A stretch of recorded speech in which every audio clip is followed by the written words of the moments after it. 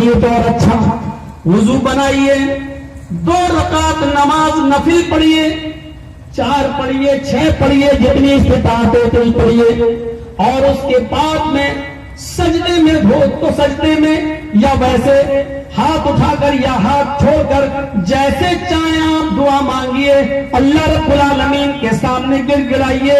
वो दुआ आपकी जो कबूल होगी मेरे भाइयों, वो मौलवी जलजीज के हाथ उठाकर दुआ मांगने से और आपके आमीन आमीन कह देने से मसला हल नहीं हो जाएगा। उस दुआ में जो बरकत होगी वो इसमें नहीं, उस दुआ के अंदर जो तासीर होगी वो इस दुआ में नहीं।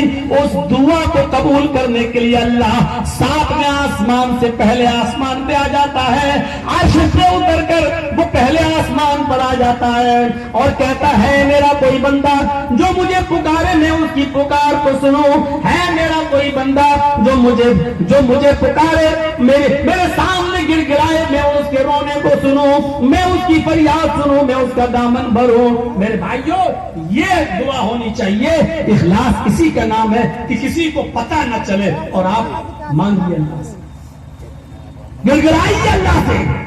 मैं दिल्ली के उस मदरसे को आज भी जानता हूं, और जब मैं दिल्ली जाता हूं तो उस मदरसे का एक चक्कर जरूर लगाता हूं, जिस मदरसे की बुनियाद एक बहुत बड़े आलिम दीन ने रखी थी, जिस मदरसे की बुनियाद एक बहुत बड़े आलिम दीन ने रखी थी, लेकिन उनका अमल आपको नहीं मालूम। उनका अमल क्या था? नौजवानों सुनो और रश्क करोगे आप। सुनो, आए अपने मोबाइल में मौलाना जलजीज की सेल्फियां लेने वालों, अपने घरों पर आकर मौलाना की सेल्फियां लेकर अपने यार दोस्तों में शेयर करने वालों, और ये जताने वालों कि देखो मैं मौलाना से मिलके आया हूं, देखो मौलाना साहब मेरी दुकान पे आए थे, देखो मौलाना साहब मेरे घर में आए थे। आप अपनी तकब्बुर और अपना घमंड जताने वालों, अपने मोबाइलों में सेल्फियां कैद करने वालों, फोटो को लेने वालों, सुनो, अल्लाह के नेक बंदे किस किस तरीके से बचा करते थे कि लोगों के सामने मेरा चेहरा ना आए। मैं उनके एक बुजुर्ग बेचारे मदरसा चला रहे हैं, बुनियाद रखे हैं, और हाल उनका ये था कि जब रात होती थी ईशा की नमाज पढ़ने के बाद वो चुपके से अपने घर से निकलते थे। मेरे मदरसे में 50 बच्चे पढ़ते हैं, 60 बच्चे पढ़ते हैं, इन बच्चों का गुजर बसर कैसे होगा?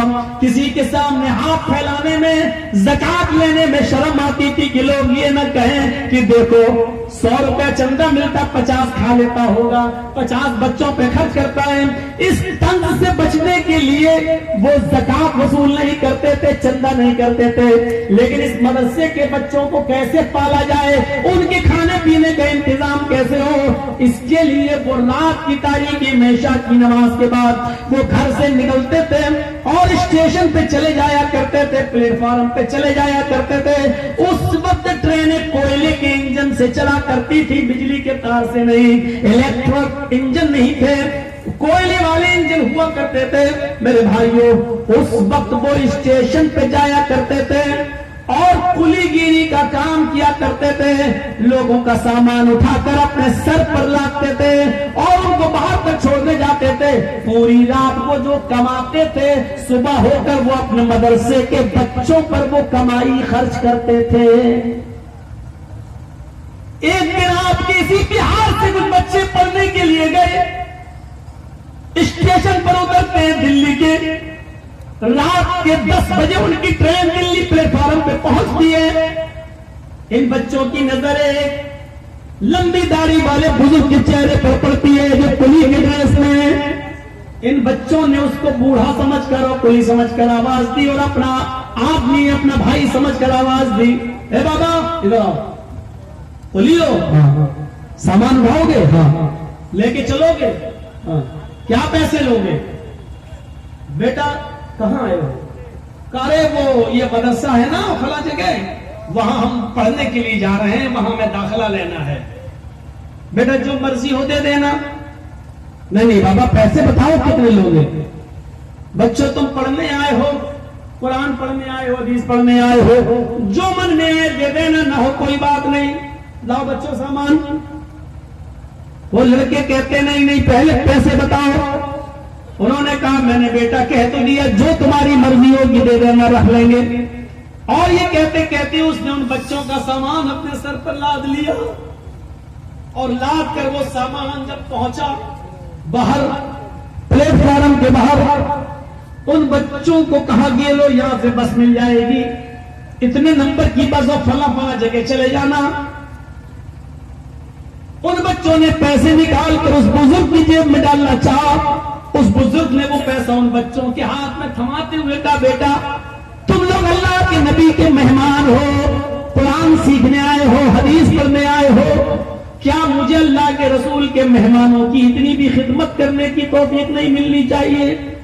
मुझे पैसा दोगे, क्या मुझे इतना भी सवाब लेने का हक नहीं है कि मैं फ्री में तुम्हारा सामान उड़ा दूं? तुम रसूलुल्लाह के मेहमान हो। और ये कहकर उनके पैसे वापस करके ये बुजुर्ग चल देता है कुली का काम करने। ये बिहार से जाने वाले बच्चे उस बुजुर्ग को देखते रहते हैं और उस वक्त तक अपना सामान नहीं उठाते हैं जब तक कि वो बुजुर्ग उनकी आंखों के सामने प्लेटफॉर्म से दूर नहीं हो जाता है, चला नहीं जाता है। मुझे मालूम है कि इस तकरीर के बाद भी सेल्फियां ली जाएंगी। ये सब बोलने के बावजूद भी बेशर्मी हमारी जीत पड़ चुकी है, वो छूटेगी नहीं। ऐसा दर्द भरा वाकया सुनाने के बाद भी हमारे दिलों में ये बात उतरेगी और हमारे आंखों से आंसू बहेंगे, लेकिन तकरीर खत्म होते ही हम चिकने खड़े हैं, हम वही करेंगे जो हमारे बाप दादा करते चले आए हैं। नहीं मानेंगे हम तो वो इंसान ही नहीं, कुत्ते की वो दुम है जो 12 साल भी नल के पाइप में रखा जाए, उसके बाद निकालो तो टेढ़ी निकलेगी, वो सीधी नहीं हो सकती है। हम बिल्कुल उस तुम की तरह हो चुके हैं, हम टेढ़े ही रहेंगे, हम सुधरेंगे नहीं।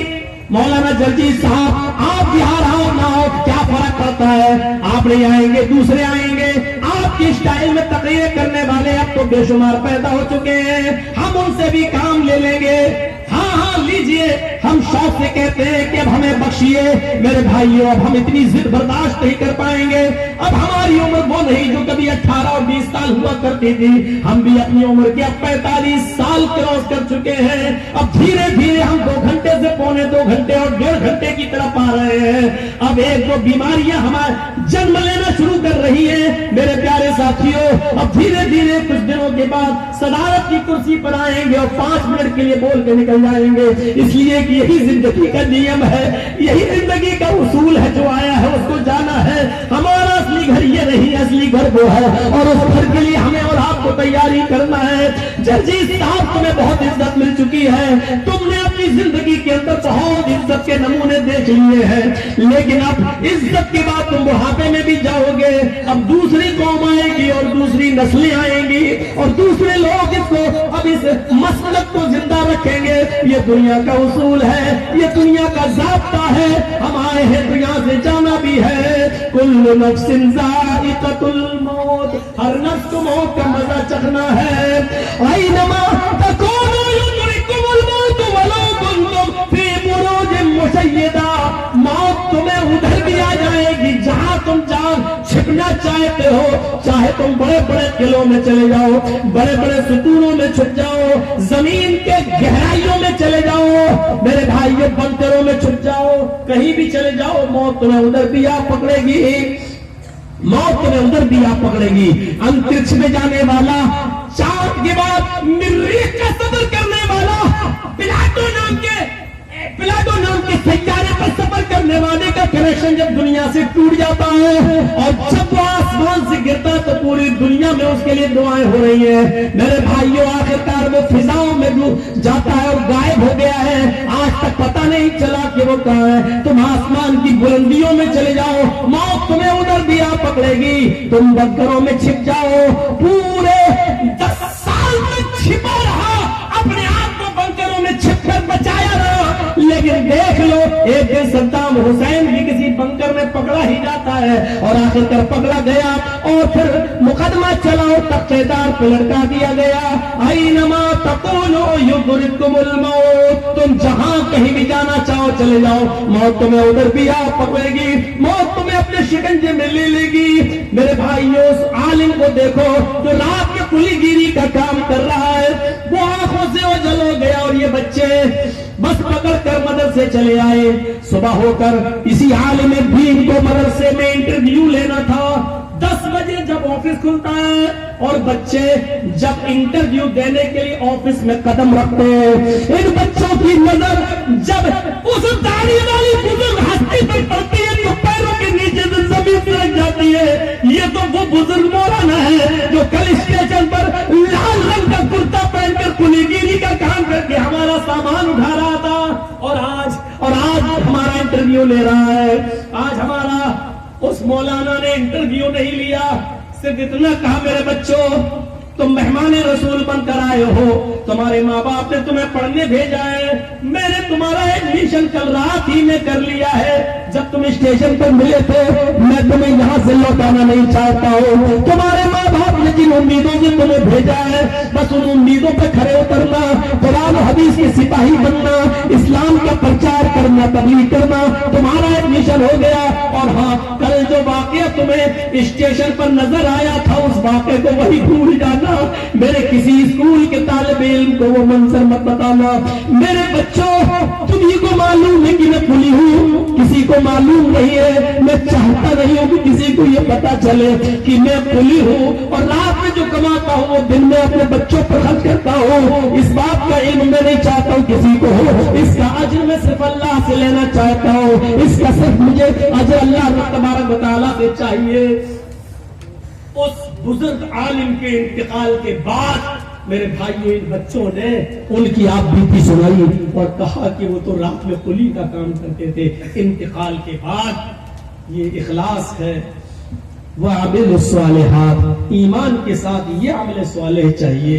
ये अमल सालिह अगर हमारी जिंदगी में नहीं है तो बेकार है, बेकार है। चलते कराओ, चलते में शोर करो, रात में आंखें खोल रहे हो, काबे के रब की कसम कोई सवाब नहीं मिलेगा। उलमा की गुहार बैठो, खामोश हो जाओ, इस पर भी खामोश नहीं होते हो और जलसा सुनने आए हो। ड्रामा बना दिया है आपने दीन का, नौटंकी बना दी है आपने इस दीन को। आपको अल्लाह के सामने जवाब देना पड़ेगा आज की शराब की हरकत का। इस कुरान और हदीस को सुनाते वक्त तुम्हारी जो चीखें निकली और जो शोर हुआ, तुम्हारी शोर की वजह से कुरान को रोकना पड़ा, हदीस को रोकना पड़ा। क्या तुम्हारी आवाजें इतनी ऊंची हो चुकी है कि तुम्हारी ऊंची आवाजों की बुनियाद पर कुरान को रोकना पड़ेगा, हदीस को खामोश होना पड़ेगा? क्या तुम इतने बड़े इंसान हो चुके हो कि तुम्हारी चीखों पुकार के आगे कुरान बंद होगा, हदीस को रोका जाएगा? अरे डरो, कहीं अल्लाह का अज़ाब ना जाए, ये जमीन में फट जाए और इस जमीन के अंदर कहीं तुम धंस के मर न जाओ। अल्लाह के अज़ाब का इंतजार करो। आज तुमने वो शैतानी काम किया जो शैतान भी शायद सोच के हंस रहा होगा कि हमसे बड़ा काम तो आज ये हमारी इन लोगों ने कर दिया है, इन नस्लों ने कर दिया है। हम जिस कुरान को कमजोर करना चाहते थे, इन लोगों ने खुद ही कुरान को कमजोर कर दिया। आज शैतान भी हंस रहा होगा तुम्हारी इस हरकत पर, इस हरकत पर। तसव्वुर करो मेरे भाइयों, क्या इतनी सी बात तुम समझते हो? इतनी सी बात नहीं है, ये बहुत बड़ी बात है। लास्ट अमल जवाने अपनाओ, इस बुजुर्ग आलिम दीन से कुछ सीखो, इस बुजुर्ग आलिम दीन से कुछ सीखो। तुम्हें नहीं मालूम, यहां बैठे हो 20 साल 22 साल की तकरीरें हो जाना एक आपको बड़ी अहमियत रखता है। इतनी लंबी मुद्दत तक कोई आलिम लोगों पर राज नहीं किया। मैं घमंड नहीं कर रहा हूं, अल्लाह घमंड से बचाए। कोई 2 साल चला, कोई 4 साल चला, कोई 5 साल सुना गया, लेकिन 22 साल के बाद भी हल मिन मजीद आज भी कई जगहों के लोग हमसे मिल रहे हैं और प्रोग्राम लेने के लिए आ रहे हैं, और आए और इसी बिहार और कटिहार की सरजमीन के लिए आए। क्या ये मकबूलियत नहीं? इतनी लंबी मुद्दत तक किसी का चलना और किसी का सुना जाना ये बहुत बड़ी बात है। लेकिन मैं आपसे ये सवाल करना चाहता हूं कि इतनी लंबी मुद्दत तक आपने मौलवी जर्जीस को सुना, 22 साल सुना, 24 साल सुना। मुझे ये बता दो कि 24 साल की लंबी जिंदगी में आपके अंदर तगय्युर क्या आया, आपके अंदर तब्दीली क्या आई, आपके अंदर चेंजिंग क्या आई, आपके अंदर इस्लाह कितनी हुई, आपने कितने परसेंट आपकी जिंदगी में इस्लाम आया। जरा इस सवाल का जवाब मुझे दे दो, इस सवाल का जवाब। आप 22 साल पहले भी वही थे, आज भी वही है। जो जिहारत पहले थी वो आज भी है। कर्नाटक के जलसे देखो, आपसे ज्यादा भीड़ थी कर्नाटक में, लेकिन मजाल की कोई चौया भी परमार जाए, मजाल की कोई मौलाना जर्जीज के पास चलाए, आने का रास्ता अलग, जाने का रास्ता अलग, वही लाए वहीं से ले गए। किसने कहा कि जलसा खत्म करने के बाद मुसाफा करो? कौन कहता है कि मुसाफा करने से तुम्हारे गुनाह झड़ जाएंगे और तुम जन्नत में चले जाओगे? कौन सी हदीस में लिखा है कि जलसा खत्म हो टूट पड़ो? ये सारी बातें जिहालत पर मबनी है। जो बातें कही गई अब उस पर अमल करो, जो कहने वाला था उसको भी आराम करने दो। आप भी आराम करो, मस्जिदों में जाओ, वुजू करो और नमाज पढ़ो। ये होना चाहिए। 30 साल और 22 साल के बाद बताइए, मैंने सिर्फ एक चीज देखी है बिहार की सरजमीन पर, अगर बढ़े हैं कोई चीज तो सिर्फ मदरसे बढ़े हैं, मदरसों में इजाफा हुआ है। लेकिन जहेज जो पहले था वो आज भी है, बल्कि उससे भी ज्यादा बढ़ गया, उसमें कमी नहीं आई। क्यों नहीं आती कमी? मदरसे खुल जाते हैं, मदरसे की कमेटी बन जाती है। जहेज को रोकने के लिए कमेटी क्यों नहीं बनती? और याद रखो, मेरी बात को नोट कर लेना और यूपी से सीख लो, सबक हासिल कर लो कि कई हजार नहीं, कई लाख लड़कियां ऐसी हैं मुसलमानों में जिन्होंने कोर्ट अदालतों में एप्लीकेशन दे रखी है कि मैं अपनी मर्जी से गैर मुस्लिम लड़के के साथ शादी कर रही हूं। हो सकता है कि जब मैं शादी करूं तो मेरे बाप और मेरे भाइयों को ऐतराज हो, लिहाजा उस वक्त न मेरे बाप की सुनी जाए न मेरे भाइयों की सुनी जाए, उस वक्त सिर्फ मेरी सुनी जाए। मैं अपनी मर्जी से ये एप्लीकेशन दे रही हूं और फला फला गैर मुस्लिम लड़के के साथ मैं अपनी मर्जी से शादी करने के लिए तैयार हूं। मेरी शादी फला फला मंदिर में होगी, हिंदू रस्म रवाज और रीति के मुताबिक होगी, मेरे मांग में सिंदूर भरा जाए। ये कोर्ट में एप्लीकेशनें दे दी गई है।